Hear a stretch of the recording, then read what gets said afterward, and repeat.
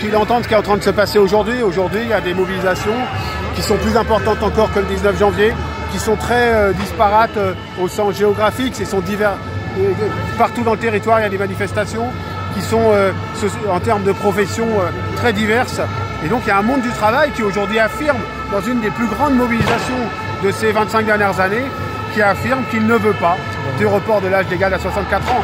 Et donc, le gouvernement ferait preuve de raison il entendait cela et il renonçait à cette mesure. Mais lui, il joue sur l'essoufflement, il usure. Que répondez-vous à cette stratégie? S'il y avait une volonté d'essoufflement entre le 19 janvier et aujourd'hui, la réponse est en train d'être donnée ici à Paris et partout dans les villes de France. Il y avait, nous, les chiffres qu'on avait à midi, c'était plus 20% dans le nombre de cortèges, 20% de manifestants en plus.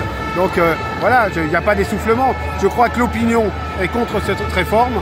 Le monde du travail est contre cette réforme. Les mobilisations sont extrêmement puissantes. La détermination syndicale est forte. Il faut que le gouvernement discute. Et donc j'appelle à discuter. Vous pensez que ce bras de fer va durer? On vous a entendu hier que vous ne lâchez pas prise.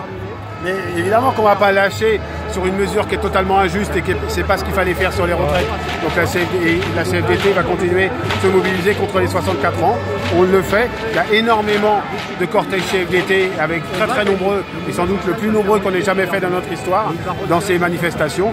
Évidemment qu'on va continuer. Le moment où le gouvernement renoncera à 64 ans, évidemment qu'on en discutera.